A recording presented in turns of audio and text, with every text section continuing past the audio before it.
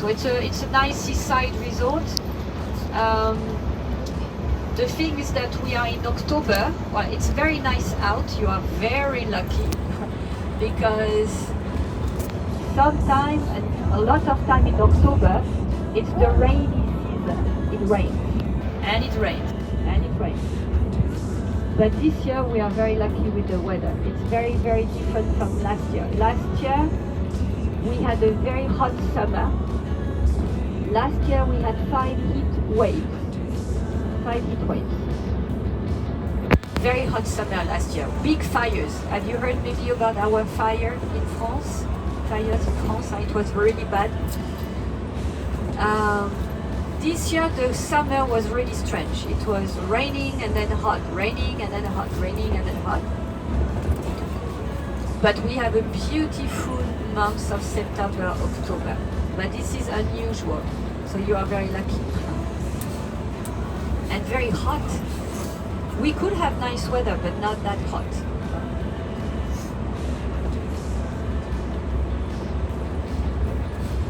And here, so those seaside resorts here, they're very quiet. Soulac is going to be a bit quiet because it's not really summer anymore. People are working. It's Monday, so it's going to be quiet. And those seaside resorts that you find on the Atlantic Ocean, the houses that were built, the villa, the houses that were built are mainly second homes. People, there is not many people living all year long in Soulac or in those seaside resorts that you find here. They don't live here all year long. They have a house. Everything is walking distance, within walking distance. Very easy. But I will be coming in the bus to see if you have any questions. Bordeaux, or a house in Paris, or a house in London, and then time to time they come to the little towns. So in the off season, those little towns are very quiet. So I don't live in Bordeaux anymore. We left Bordeaux with the family and the twins. We left Bordeaux for a seaside resort, but not here. Here we are in the north of Bordeaux. We are 2 hours north of Bordeaux. I live 1 hour south of Bordeaux by the sea, by the Bay of Arcachon. I will show you on the map. So it's my choice every day to drive. I left this morning at 5:30 a.m. to meet a driver in Bordeaux, and the driver took us, all the guides, he took us to the ship. So we met the driver at 6:30 a.m. to be at the ship at 7:30 or 8:30. 8:30. 2 hours. Voilà, so here you won't see any vines. So do you know a little bit about wine? Do you know wine? Yes. Do you know about Bordeaux wines? Yes. Aha, there are some connoisseurs. So if you know a little bit about wine, you should know why there are no vines here. Too wet. There are no vines here. It's too wet. We are in the wine. We will be in the wine region called Le Médoc. We are in the Médoc. Médoc is called. M-E-D-O-C. Médoc wines. But the Médoc it's a peninsula. It's a peninsula 80 kilometers long. So from your ship to Bordeaux, it's like a peninsula 80 kilometers long between two waters. The ocean to the right, the estuary to the left. Médoc actually comes from the Latin word media aquae. Did you learn Latin at school? No? No Latin? You are Latin. I had private school in Bordeaux. I had to learn Latin for 2 years. 2 years, but I don't remember anything about it. I don't remember anything about it. So, media, middle, aquae, that's easy, aquae, aqua, water. It's the middle of the water. This is what this region is about. So too wet. So there are farms, like cattle farms, mini cows around here, horses around here, but no vines. It's too wet. The number one thing to know about wine is that the soil where the vines are planted is very important. The soil is what is going to make a good wine, a part of it. Of course, the grape varieties are very important as well. But if you plant a vine on the bad soil, that's not going to give you a good one. So first of all, you need a very nice soil. And you don't want a wet soil. You want a very poor soil.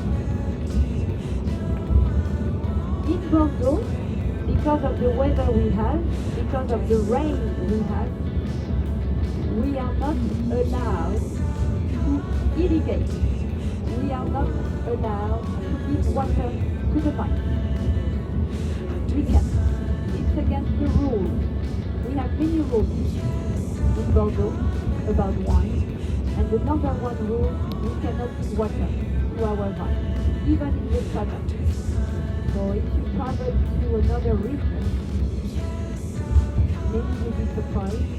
If you are from California or Australia or over there, they do give water to the vine. Here we don't. And we don't because in Bordeaux, we don't want quantity. We want quality. And the one of the,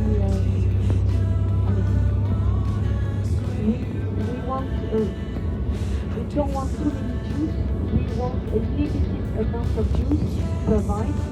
If you give water to a vine is going to produce big berries. So if you irrigate the vine, it will produce big berries. We don't want big berries. We want small berries. So if you don't irrigate the vine is going to suffer. We say that the vines suffer. We want them to suffer. And if they suffer, the roots are going to go deep in the soil. They are going to go deep in the soil to look for water, to look for humidity, to look for nutrients. And the vine will produce small berries with a beautiful concentration of aroma and sugar. This is what we want. Concentration of aroma and sugar. So last year we were blessed. 5 heat waves. It was very hot. We cannot irrigate. So the berries were very small with a beautiful concentration of aroma and sugar. So each vintages are different in Bordeaux. Sunny vintages, rainy vintages. The best vintages, of course, are the sunny vintages.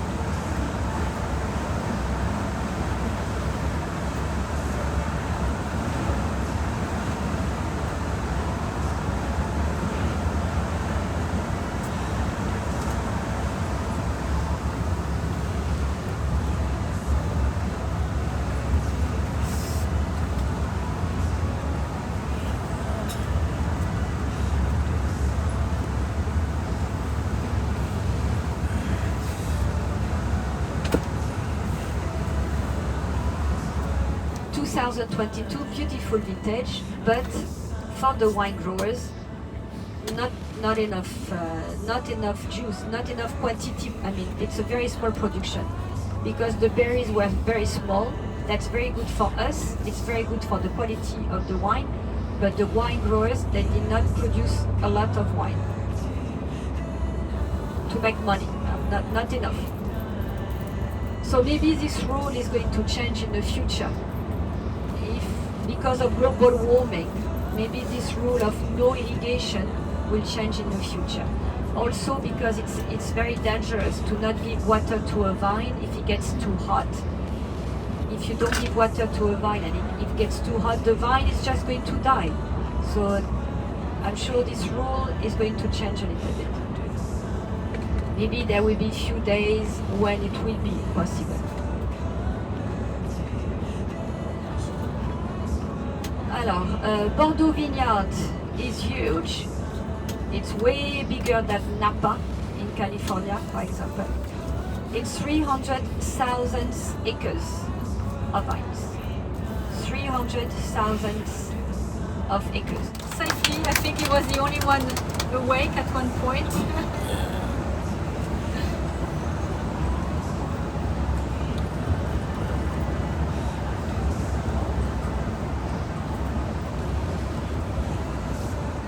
Big concrete towers that you've seen maybe on the road.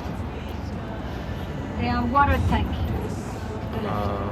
Those huge towers, water tank. We call them chateau d'eau. The chateau of water.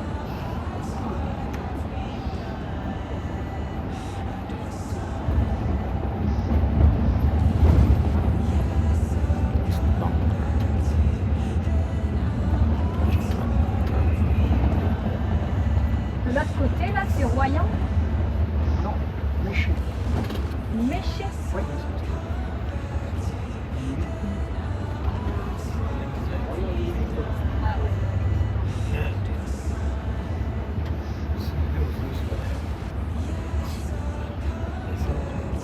It's huge. If you fly over Bordeaux, it's vines all around Bordeaux, as far as you can see. So it's very pretty. Bordeaux is a red wine region. At 86% we produce red.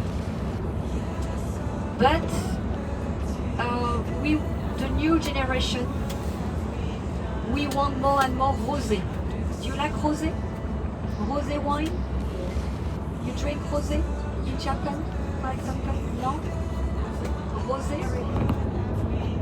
We had frost. Frost in April. Late frost. So that is bad. Late frost. The buds are in the winter. In the winter, the vines, we say that they rest. They relax. They rest. Then we come the pruning. So they prune the vines between December to March. And then comes the budding break. The budding break is in April. But last year and the year before, twice in a row, on the same day, 6th of April, we had frost.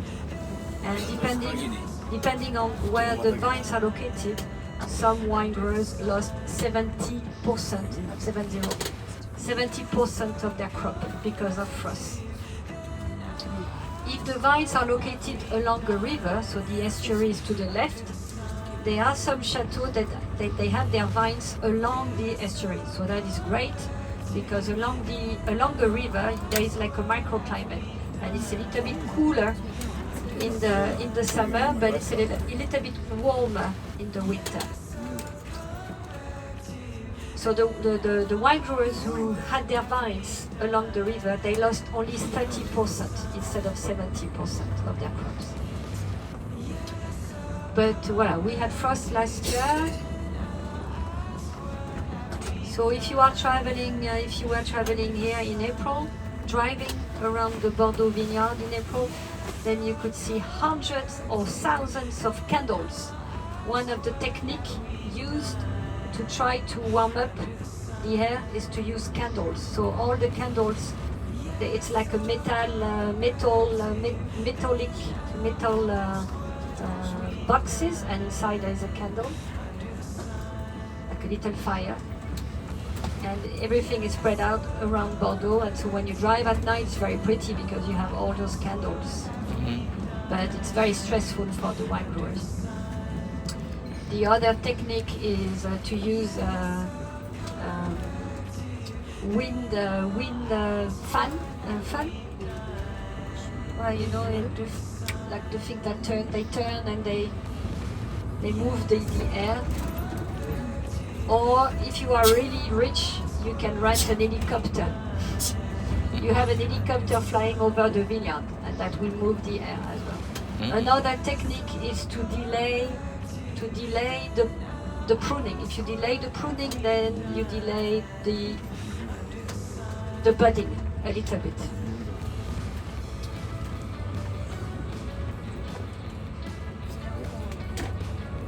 So now we are going south of the Médoc. We are going south of the Médoc to the Margaux. Very soon we will be in Margaux appellation. So I'm not sure if you heard about Margaux, but it's one of the most expensive wine region in Bordeaux. Margaux wines are very famous.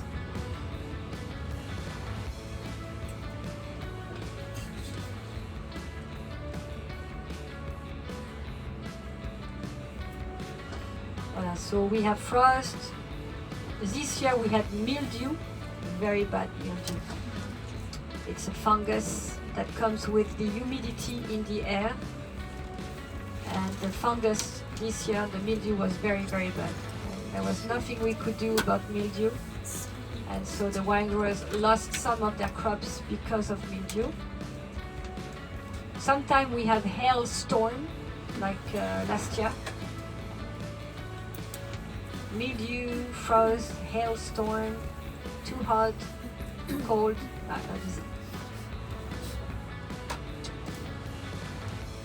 So I hope you like the visit at the château. More Cabernet, Cabernet Sauvignon, 18th century bought in Bordeaux. Cabernet Sauvignon is actually a cross-breeding. It's a cross-breeding between Cabernet Franc and Sauvignon Blanc. The two of them together gave birth to Cabernet Sauvignon in Bordeaux in the 18th century. And for the little anecdote, Merlot, that is used everywhere now in the world, Merlot is born in Bordeaux, 18th century, and it comes from a bird. We named this grape variety Merlot because of a bird, a black bird, that we call le merle, M-E-R-L-E. I don't think there is a real translation for le merle in English. I looked for it and I found blackbird. So we have different blackbirds in France, but definition of the translation of the merle in English, blackbird. Well. And this bird loves the sweetness of the berries of the Merlot. The Merlot is a sweet grape variety. This is maybe why I'm not that... I like Merlot wines, but I really prefer Cabernet Sauvignon wines, because Merlot sometimes is too sweet. It's a sweet grape variety. It's actually the first grape variety to be picked during the picking season. It's an early grape variety. It's kind of sugary, very sweet. So they pick the Merlot first, and then the picking will end with the Cabernet Sauvignon, who needs more time to ripen, and the Petit Verdot. As you let your wine age, then you will have different aroma. So it's kind of interesting to do a tasting with the same wine, I mean same chateau, same winery, but different vintages. Then you can see the evolution of the aroma. That is very nice to do. So you could take like a 2020, for example, 2020 vintage and a 2014 vintage or a 2010 vintage. And you're not going to have the same aroma. You're going to have very fruity, fresh aroma, fruity aroma when it's young. And as the wine will age in Bordeaux, because of the cab, you're going to have some cacao, mint, forest flower, tobacco kind of aroma. So it really depends what you like. Some people say older wines are better.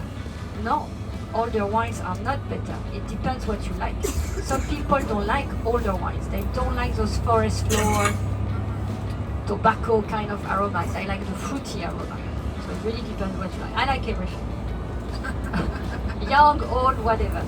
As long as it's not vinegar, it's nice. And then you look at the color. This is what I try to do every time. Sometimes I'm right, sometimes it's difficult. But if you look at the color, you need to have a white paper or a white napkin, and then you will lean your glass a little bit, and then you will see the color that you have on the edges, on the juice that touches the glass. Then you look at this color, and as the wine is young, you're going to have like a very pink, very vibrant color, but as the wine will get old, you will have more like an orange kind of color. So every time I'm trying to guess the vintage by looking at the color of the wine. But it's hard because it depends if it's a Cabernet Sauvignon or a Merlot, or it's not easy to find the right vintage every time. The pink, okay? Right? You do? You like it? You need a good rosé. You need a dry. In Bordeaux, we do dry. We don't produce sweet rosé. On est parti de la dry. Voilà, the name of the chateau is written here. La Motte Berger. We produce very nice dry rosé. And it's a cru bourgeois. Cru bourgeois supérieur. A cru bourgeois. It will be written on the label. You will have the name of the chateau, the vintage, and then cru bourgeois. It's a wine that belongs to a classification. There are about 200 cru bourgeois. 57 are called cru bourgeois supérieur. So it's a selection of the best wines of the Médoc, cru bourgeois. In the Médoc, in this region, wine region of the Médoc, there are about 1,000 wineries. 1,000 wineries, and there are about 200 chateaux that are called cru bourgeois. It's a classification.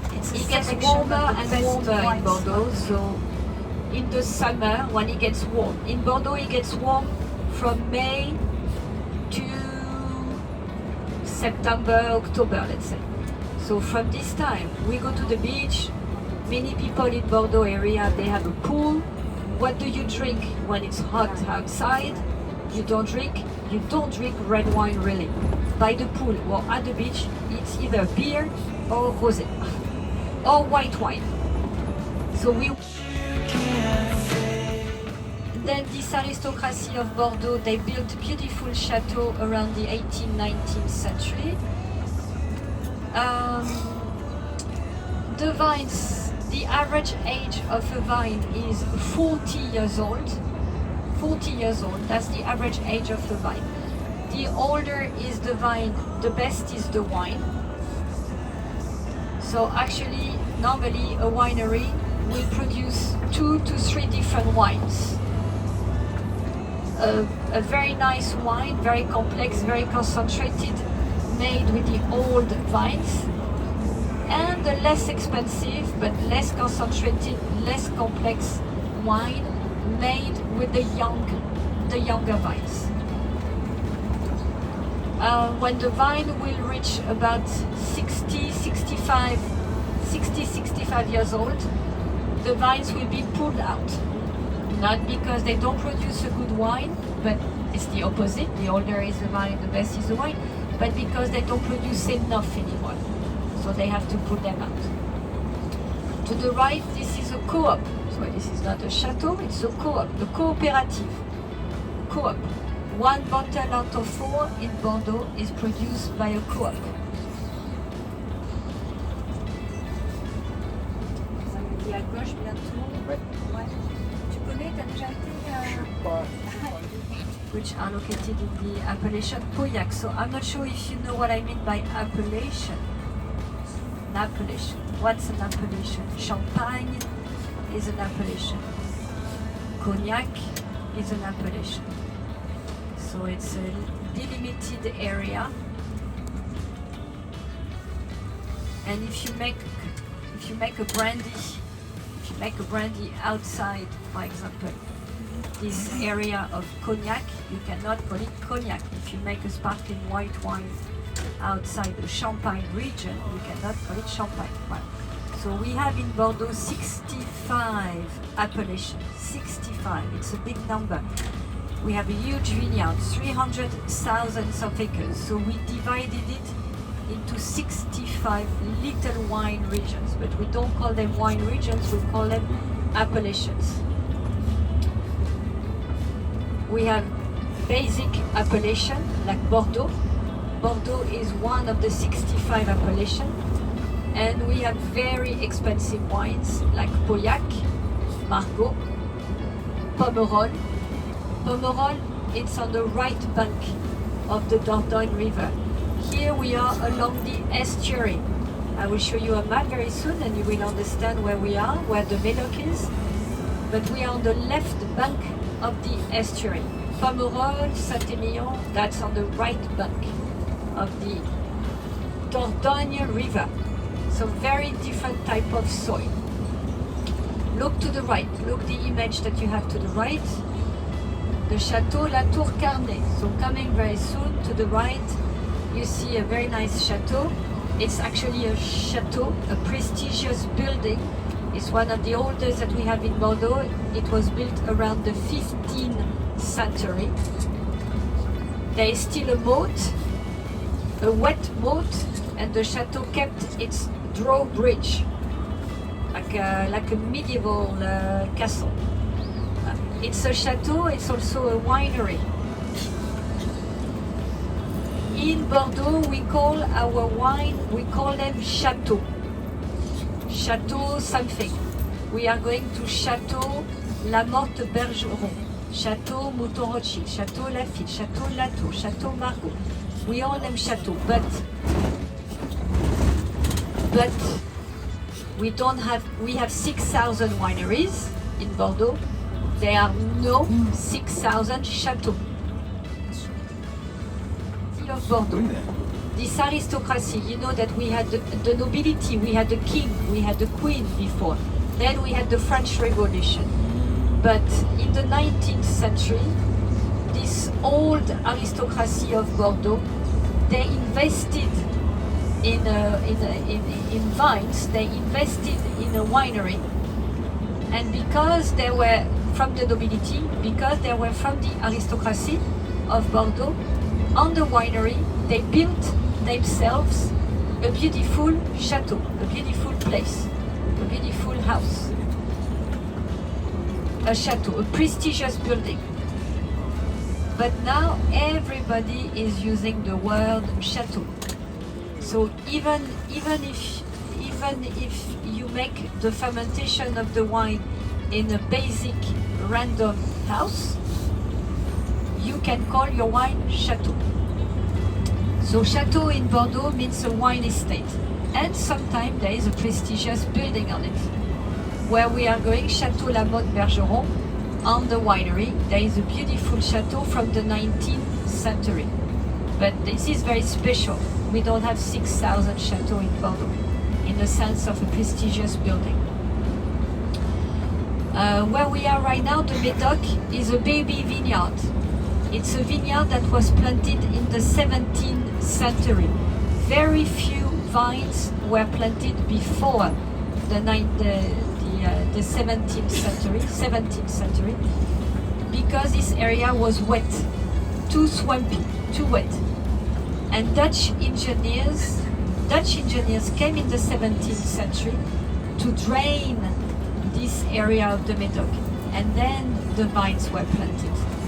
17th century for us, it's a baby vineyard, because on the right bank, for example, Pomerol, Saint-Émilion, Fronsac, Côte-de-Bourg, etc. On the other bank, the vines were planted during the Roman period, 2,000 years ago.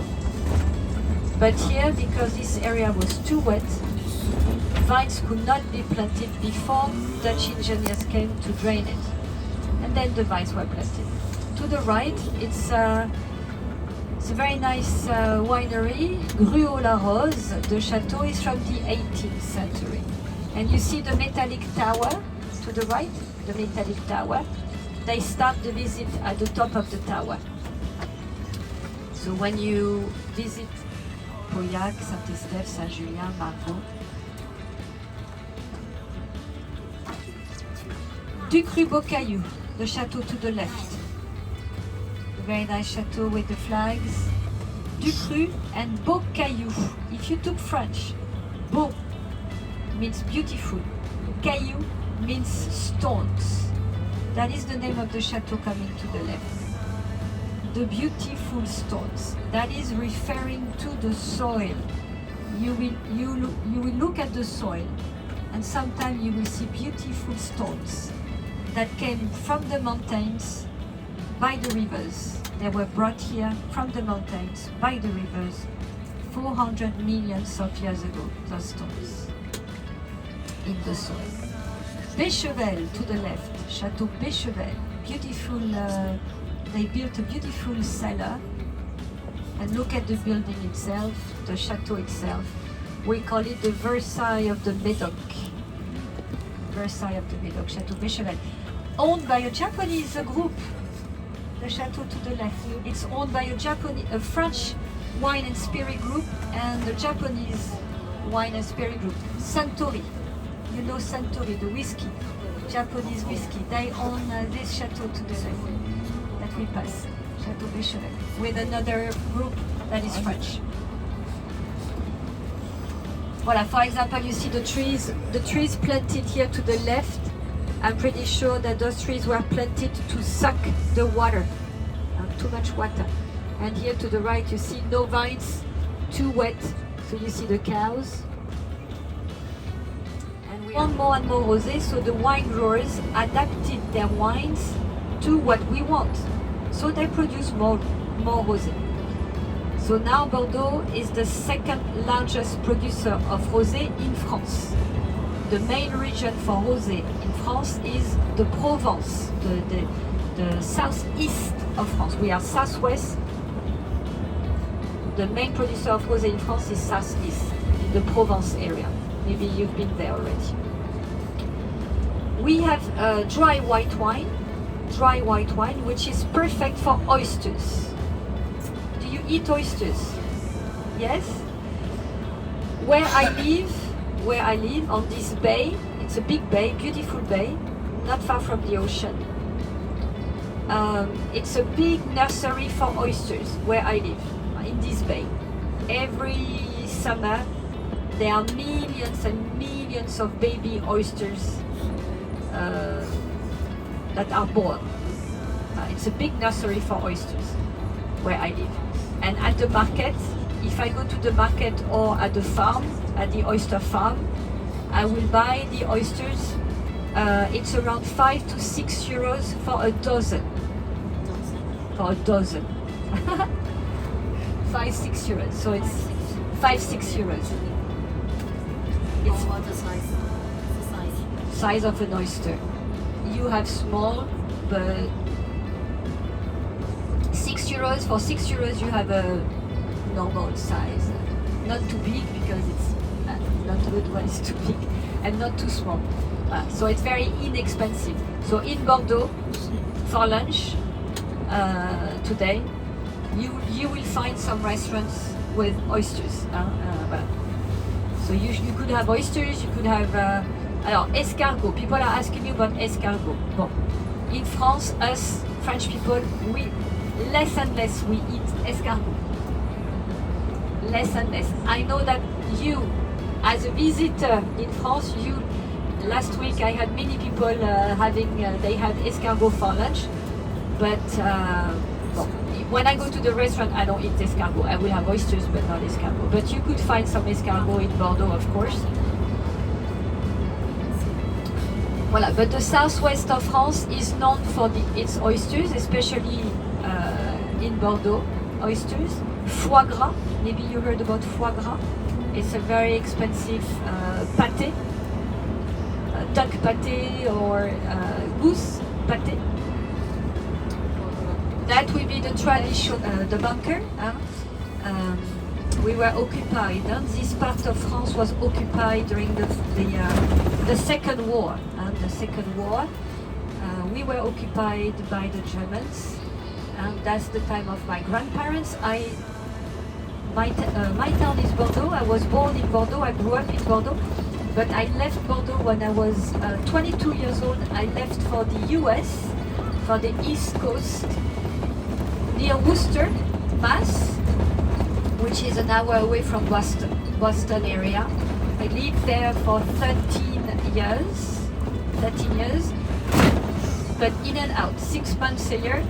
I worked for an educational tour company based in Worcester, Mass, and the other 6 months for the same company, I guided American high school students in Europe. And now I don't really travel anymore. I have twins. They're 9 years old. So I usually joke a little bit. I say I don't travel anymore since the twins have been drinking.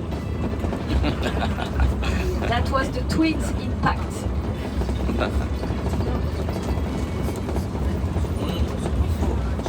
Voilà, but yeah, this area was occupied by the Germans. Many chateaux, many wineries were occupied by the Germans during the Second War. They came here in 1940 in Bordeaux. They stayed 4 years in Bordeaux and then they left in 1944. And the end of the war, the end of the Second War is 1945. But the bunker I show you, was part of the Atlantic Wall. Non, il y a quelqu'un. Those meal for Christmas. For Christmas, we start with oysters, white wine, dry white wine with oysters, and then we have this foie gras. Not every time, it depends. Myself, I love foie gras, but I don't quite agree. I don't quite agree on the way they force feed the animals. So if I am invited to my family for Christmas and we have foie gras, I will eat it. But myself, I don't propose foie gras. There are other things we can eat, but it's very good. It's a very good pâté. Foie gras, and we have foie gras, we have sauterne. Do you know sauterne? Sauterne wines. Beautiful, sweet white wine. Sweet white wine. It took me some time to like it because I'm not a sweet tooth person. It took me some time to like sauterne wines. They are sweet white wines from Bordeaux, but they are very refined, very elegant, and they are, of course, they are sweet, but it's an explosion of aroma that you have in the mouth, like apricot, candied fruit, citrus aroma. It's beautiful, beautiful. Sauterne, you could have at lunch, and you could ask for a glass of sauterne. It's very nice. So we have everything. We have red, rosé, sweet white wine, dry white wine. Very nice Bordeaux.